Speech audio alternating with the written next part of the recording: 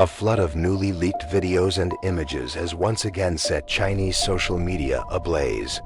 The evidence, allegedly connected to Menglong, is shaking the entire entertainment industry.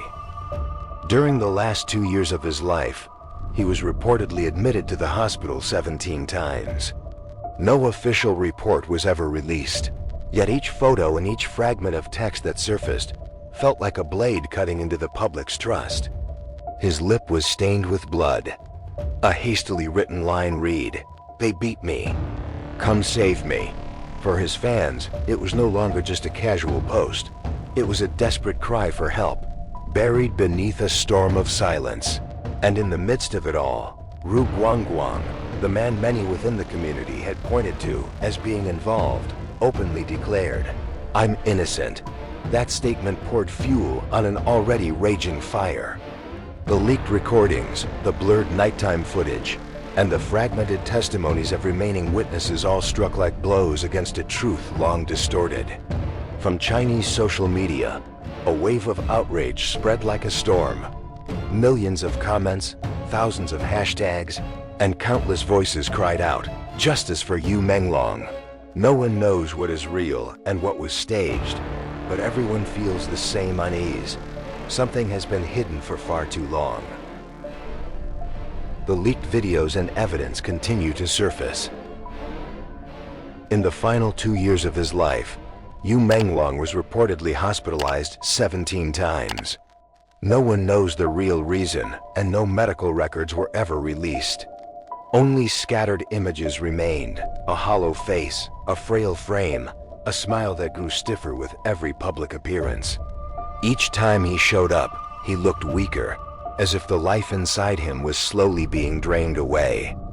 No one dared to say what was happening aloud, yet his appearance alone seemed to tell the story of a man enduring something unbearable in silence. When netizens began digging into the past, the first clues didn't come from hospitals, but from social media. Old Weibo posts from nearly a decade ago, once forgotten, resurfaced like unexpected fragments of a long-hidden record. June 6, 2015. A photo, his face slightly turned, blood at the corner of his mouth, eyes avoiding the camera. Beside him, a clenched fist hovered near his cheek, as if to prove something unseen. The caption was brief, almost careless. "Got beaten a few days ago. Someone come get revenge for me." At the time, everyone thought it was a joke, a playful post from a young actor seeking attention. But now, as the audio from that fateful night is replayed, those words echo like a cry for help long buried under the indifference of the world. Less than 2 weeks later, on the set of Zhuan Yuan's Sword, Han Cloud, another trace appeared. He stood under the blazing sun, his face flushed red, fists clenched tight. The caption read, "A bunch of people bullied me. I'm not playing with you anymore. Don't ask why, I'm angry." Back then, the audience assumed he was just in character. But those eyes didn't look like acting. They were the eyes of someone struggling to stay calm in a world he no longer trusted. As time passed, the signs didn't vanish. They were simply ignored. His body thinned, his voice grew lower, his smile more forced. Sometimes behind the scenes, he would sit quietly, staring into empty space, as if searching for something invisible to everyone else. Then, strange details began to appear within the very dramas he starred in. In a love story of oiled paper umbrella, the wedding scene displayed only one she character instead of the traditional double she. A tiny artistic choice, yet it sparked rumors throughout the crew. Some called it an yin marriage, a bad omen. The wrap-up ceremony was said to be draped in gray and white, somber like a funeral rather than a celebration. One viewer wrote, "If this is art, then it's the cruelest kind of art I've ever seen." But the moment that silenced everyone came during his final live stream. He smiled, gently, almost as if to chase something away, and whispered, "I think you tricked me, Fu Li. Come save me. I'm really scared." That day, fans laughed, sent hearts, and thought he was joking. Now when the footage is slowed frame by frame, that look in his eyes is no longer playful. It's the look of a man who knows he's about to disappear and still tries to smile. Everything he left behind, the posts, the words, the quiet glances when pieced together, form what feels like a years-long SOS, a faint echo lost amid the applause and spotlights. He stood there, still smiling, but behind that smile was something trembling, as if even he was afraid of the darkness closing in around him. Now when people look back, no one bothers to argue about what's real or what's rumor, because the truth perhaps never disappeared. It's still there, in every frame, every glance, every silence we once ignored. What breaks people's hearts is not what has been revealed, but the realization that every signal, every plea, every silent look had always been right before our eyes. We just didn't believe that someone who smiled so brightly could have been crying for help all along. Recently, an audio recording was sent to commentator Li Muyan. No one knows where it came from. What's known is that within it were sounds of chaos, terrified screams, hurried footsteps, and the trembling voices of at least 3 women calling his name. Amid those cries, a man's voice emerged, low, hoarse, and furious, issuing threats and orders. The entire clip lasted less than a minute, yet everyone who listened felt a chill run down their spine. Netizens claimed the voices matched long-circulating rumors that on the night of the tragedy, 3 women and 1 man had tried to rescue him, but all of them vanished afterward. A still frame taken from a video appeared to show several people carrying him through the dark. On the ground nearby lay a motionless figure, small, frail, believed by some to be a woman. A few even speculated she had been shot. Another video surfaced, filmed in near total darkness. Only the reflection of a streetlight flickered across the half-open trunk of a car. At first, viewers focused on the license plate. But when the frame was paused, 2 silhouettes could be seen behind the vehicle, one carrying a backpack, hand resting on the shoulder of the person beside them. The other standing stiffly, both hands hidden behind their back. Online investigators believed the man was the one who had tried to save you, and that his hands were hidden because he had been tied. None of these theories have been verified, yet the fragments within those videos, the faint screams, the muffled sobs, the sound of someone crying his name, were enough to haunt anyone who listened. As the clip spread, people began compiling every strange detail surrounding Yu in his final years. Some claimed he had been constantly monitored, forced to wear shoes several sizes too large so he couldn't escape, that the earphones he always wore weren't for music, but for commands, that the mask he never removed wasn't a fashion choice, but to hide bruises, or something worse. No one could prove any of it. But after rewatching dozens of videos and hundreds of old photos, people realized all of it had always been there, right in front of them. They just hadn't dared to look. The screams from that recording are no longer just sounds. They've become a shared memory, a reminder that perhaps someone really did try to save him, but never could. The director who spoke up, the woman who protected Yu Menglong, and the threats she faced. After the leaked audio spread online, Chinese social media erupted. Discussions stretched long into the night. Thousands of users froze video frames, replayed every sound, trying to decide whether the desperate cries really carried Yu Menglong's voice. Amid the chaos, most chose silence. Only one woman dared to speak and to attach her own name to a truth no one else would touch. Lili. She was not a fan, nor part of any film crew. She was the CEO of Beijing Media Center, a veteran insider who understood exactly how the system worked. And for that very reason, she also knew how dangerous her words could be. On November 4th, Lili posted a short, chilling message on Weibo. "You really won unfairly." Attached were 2 screenshots, threatening messages from a woman surnamed Lin Li, an employee of Tianyu Media, one of the most powerful entertainment conglomerates in China, with partnerships stretching from CCTV to several major state-owned newspapers. In the messages, Lin Li invoked Qi's parents, friends, even her child, to pressure her into silence. They demanded she delete all posts related to Menglong and restore relations with Tanyu Media, but Qi Lili refused. Her reply was short and cold as steel. "If you want to persuade me, find another dog." From that moment, she knew she had declared war, and they knew she would not bow easily. The following messages carried no trace of negotiation. Lin Li wrote, "If you keep talking, we will not be responsible for what happens to you." 3 days later, the threat became real.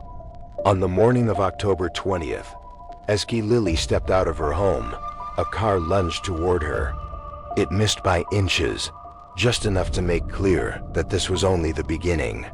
That same evening, on the highway, a truck slammed head-on into the car carrying her staff. Metal screamed in the rain. Tires exploded. The vehicle spun several times, then stopped amid a cloud of smoke. The driver's leg was broken. Her assistant suffered a traumatic brain injury. The photographer in the passenger seat was critically injured and nearly died. Another car in the convoy was also hit, leaving an assistant with a fractured leg. Police ruled it a traffic accident, but everyone involved knew it was a warning meticulously staged. The next morning, Lin Li sent another message. "This morning was only a warning. You're still alive because your luck hasn't run out. But if you keep talking, prepare a coffin for your family." From that day on, Qi's phone became a tool of torment.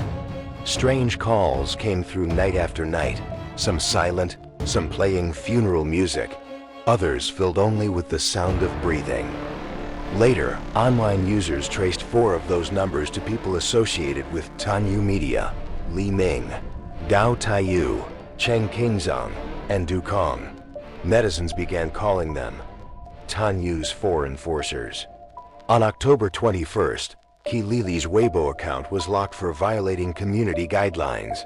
Every post, comment, and photo vanished within minutes. Yet she did not stay silent. On the night of October 27th, she posted again. "Yesterday it was my right hand, today it's my left wrist. I wonder what's next. I'll wait and see." Attached were 2 photos, her right hand in a splint, her left wrapped tightly in white bandage. 2 days later, on October 29th, she wrote another post. "My home address is being sold online. This morning I received a package with no sender name. No one knows what was inside." But when people zoomed in on the photo she uploaded, they noticed a faint red smear on the corner of the box, like dried blood. Then came November 4th, her final post. A screenshot of a new message from Lin Li, just a few chilling lines.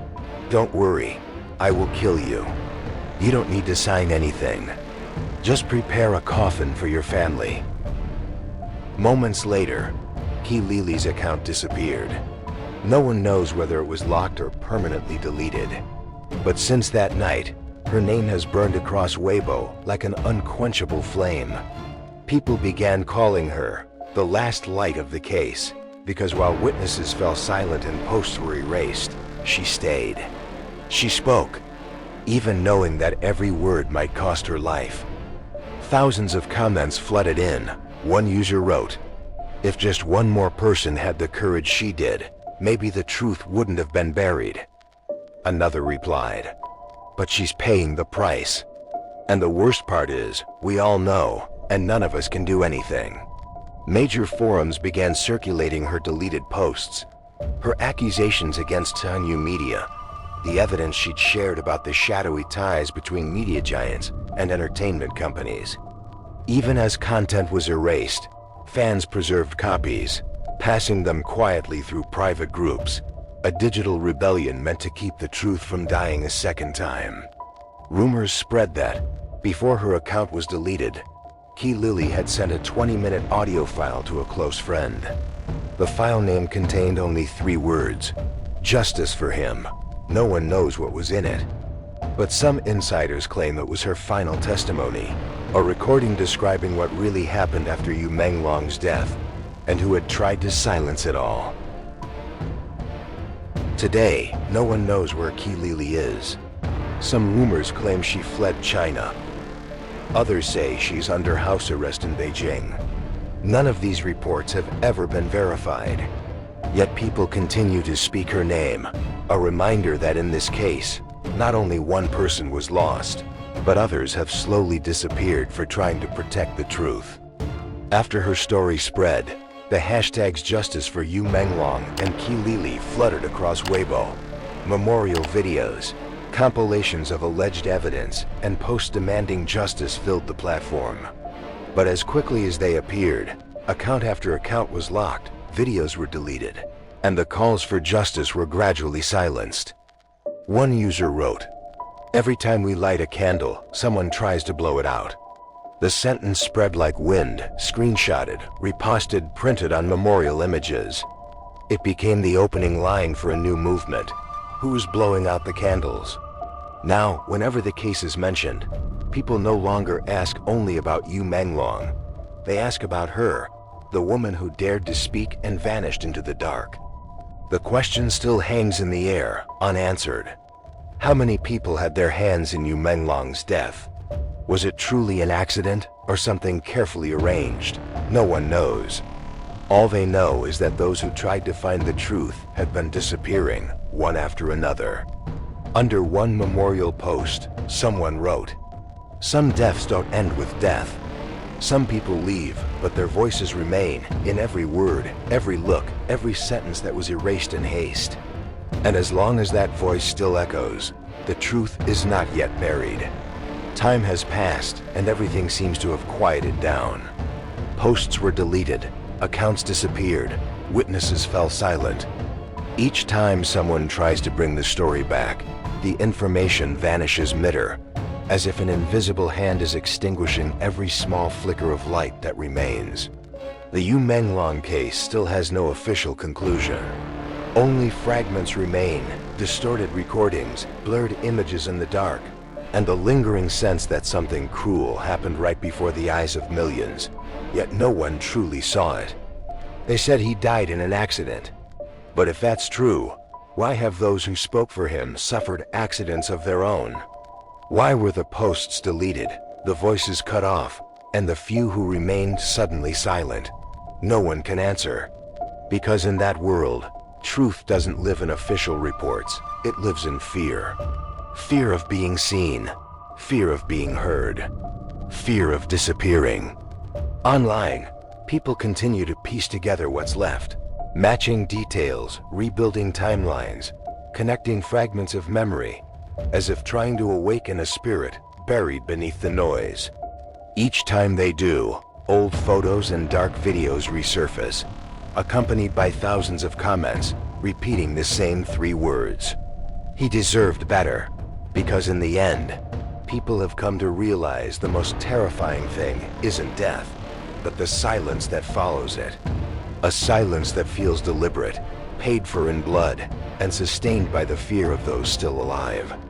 The case of Yu Menglong remains unsolved, not because of a lack of evidence, but because too much has been buried.